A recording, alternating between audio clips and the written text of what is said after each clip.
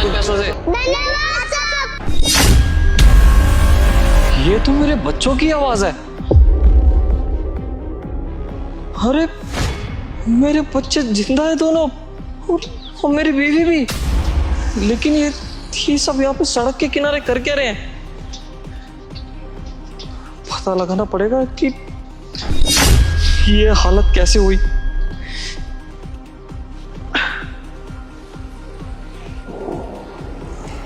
अरे वाह, 500 रुपये।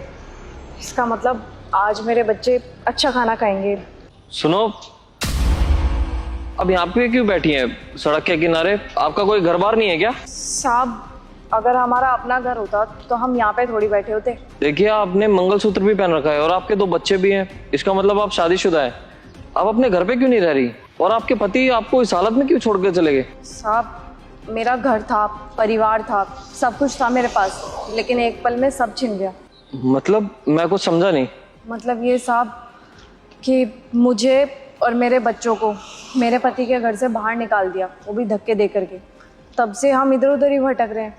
जहाँ जगह मिलती है वहाँ पे सो जाते हैं, जहाँ पे खाना मिलता है वहाँ पे बैठ के खाना खा लेते हैं।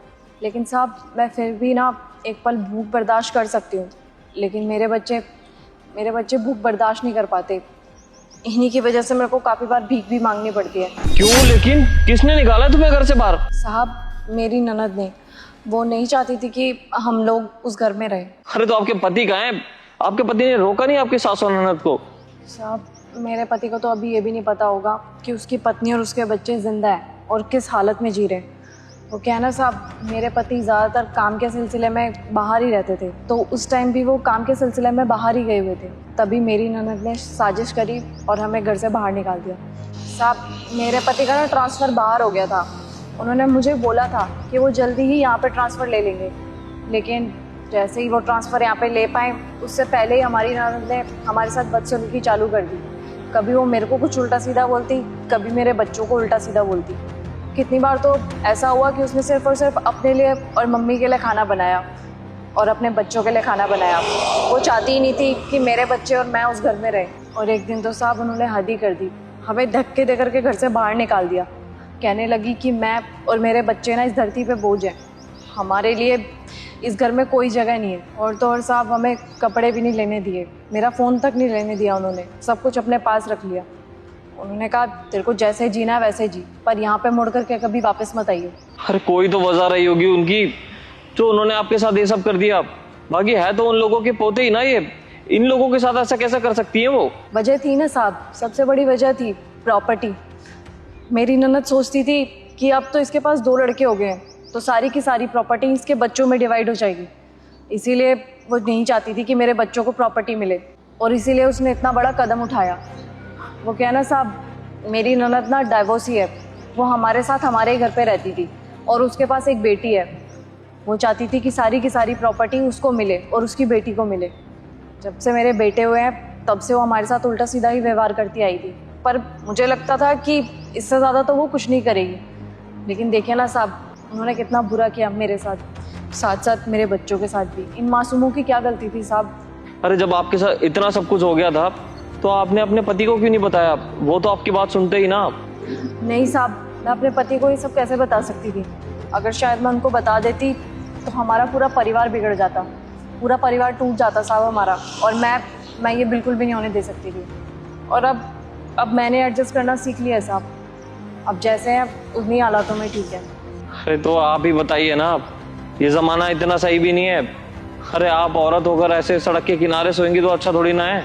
आपको बिल्कुल भी डर नहीं लगता क्या? साहब, लगता है ना डर। लोग तो इतने बेशर्म हैं, इतने बदतमीज़ हैं, वो ये भी नहीं देखते कि इस औरत के पास 2 बच्चे हैं। वो फिर भी मेरे को उल्टा सीधा बोलते हैं, मुझे छेड़ते हैं। लेकिन क्या करूं साहब, मुझे जैसे तैसे तो एडजस्ट करना पड़ेगा ना। मेरे घर से ही मुझे निकाल दिया गया है, तो लोग तो उल्टी सीधी बात करेंगे ही ना मेरे बारे में। साहब, मैं तो ये सोच रही हूँ कि मेरी ननद और सास औरत होने के बाद भी दूसरी औरत का दर्द नहीं समझ रहे। मेरी ननद और सास साहब माँ भी हैं, फिर भी उन्होंने मेरे बच्चों के बारे में एक पल नहीं सोचा। साहब, उसको जो भी करना था वो मेरे साथ करती ना, जो भी बैर था मेरे से निभा लेती, लेकिन उसमें मेरे बच्चों की क्या गलती थी? इन मासूमों ने क्या बिगाड़ा था साहब उनका? देखिए, मुझे लग रहा है कि आपको अपने पति को बता देना चाहिए ये सब। क्योंकि आपके साथ आपके बच्चे भी हैं। आप अपने साथ साथ इन बच्चों का फ्यूचर क्यों खराब कर रही हैं? नहीं नहीं साहब, मैं उनको कुछ नहीं बता सकती।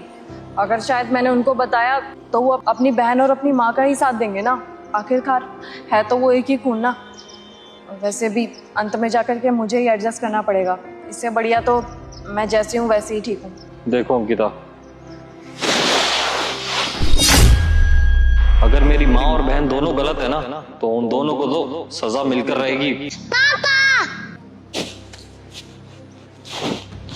राहुल, मेरे बच्चे। राहुल मैंने आपको पहचाना कैसे नहीं? देखो राहुल, मैंने जो भी आपको आपकी मम्मी के बारे में और आपकी बहन के बारे में बोला है ना, प्लीज़ वो सब भूल जाओ। मैं जैसी भी हूँ ना बिल्कुल ठीक हूँ। राहुल जो भी है जैसा भी है सब ठीक है।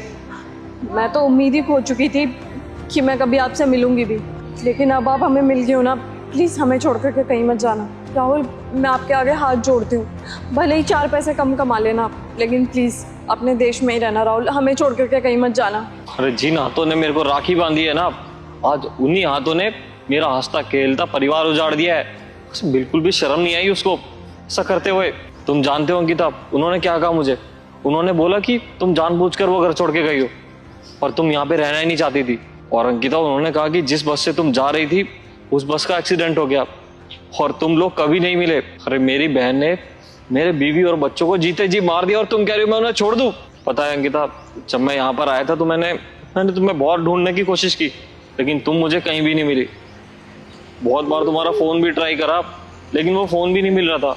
राहुल देखो, अगर मुझे तुम्हें ये बात बतानी होती तो मैं बहुत पहले ही बता देती, लेकिन मैंने तुम्हें सिर्फ और सिर्फ ये बात इसलिए नहीं बताई क्योंकि मैं नहीं चाहती थी कि मेरी वजह से तुम लोगों के आपस में रिश्ते खराब हो। छोड़ो राहुल, उन्होंने जो किया सो किया, लेकिन राहुल मुझे किसी से बदला नहीं रहना। अब तुम आ गए हो, तुम प्लीज़ तुम अब हमारे साथ ही रहना। अंकिता बस बहुत हो गया, तुम मेरे साथ चलो उसी घर में और उनको तो मैं देख लूंगा। उनको तो उनके किए की सजा जरूर मिलेगी। पर राहुल, पर कुछ नहीं अंकिता, तुम अभी के अभी मेरे साथ चलोगी अंकिता, मेरे घर चलो। आजो बेटा, चलो।